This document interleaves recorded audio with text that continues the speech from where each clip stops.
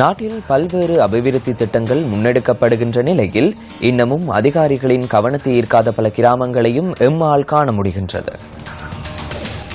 இந்த மண்புள்ளே நெடுக்கி புள்ளவுட்டிகள் மிச்சம் மோசப்பட்டு பூச்சி கடி பாம்பு கடி இப்படியான கலக்கமெல்லாம் எங்களுக்கு உண்டாகுது. மட்டக்களப்பு வவுனதீவு மண்முனை மேற்கு பிரதேச செயலாளர் பிரிவிற்குட்பட்ட கரவட்டி கிராம உத்தியோகத்தர் பிரிவில் நிரந்தர வீடின்றி பலர் வாழ்கின்றனர்.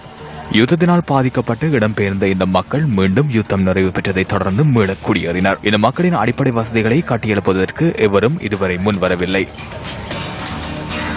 நிரந்தர குடியிருப்பு, குடிநீர் போன்ற அடிப்படை வசதிகள் எதுவுமின்றி இந்த பகுதி மக்கள் காலத்தை கழித்து வருகின்றனர். இந்த பகுதியில் சுமார் 115 குடும்பங்கள் நிரந்தர வீடின்றி குடிசைகளில் வாழ்கின்றனர். உங்களுக்கு ஒரு நிரந்தரமான வீடு கட்டித்தர உதவி செய்யணும் அறிவிக்கிறோம்.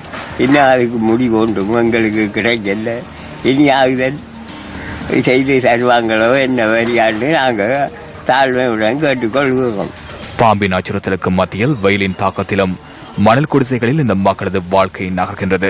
நீண்ட தூரம் சென்று குடிநீரை பெற்றுக் கொள்வதாகவும் வெயில் காலங்களில் நீரை பெற்றுக் கொள்ள முடியாதுள்ளதாகவும் மக்கள் விசனம் வெளியிடுகின்றனர். தண்ணி இல்லை எங்கட போய் கவனிக்கிறாங்கல்ல இப்ப தண்ணி இல்லாம ஒரு கட்ட தூரம் நாங்க எங்கட காளி கோவில் கிணத்துக்கு தான் தண்ணி எடுக்க போறோம். நாங்க தண்ணி பத்தி சொல்லி சொன்னா தலையில தண்ணி வச்சு எங்களுக்கு தலை முடியெல்லாம் கொட்டுப்பட்டு போய் நாங்க சரியான கஷ்டப்படுறோம். தண்ணி இருக்கிற பகுதிக்கு தண்ணியை கொடுத்திருக்கிறாங்க, தண்ணி இல்லாத பகுதிக்கு தண்ணி எங்களுக்கு இதுவரைக்கும் கிடைக்கல. இந்த கிராமத்தின் வீதிகளும் புனமைக்கப்படாதுள்ளன.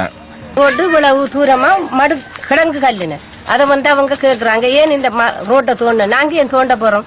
சின்ன சின்ன பிள்ளைகள் ஓடுங்கள், வாகனம் போகுங்கள், அதை நாங்க எங்களால செய்ய இயலுமாது. மீள்குடியேற்றப்பட்ட வவுனதீவு கிராம மக்களின் நிலை தொடர்பில் அரசு அதிகாரிகள் இதுவரை கவனத்தில் கொள்ளாமை கவலைக்குரியதே.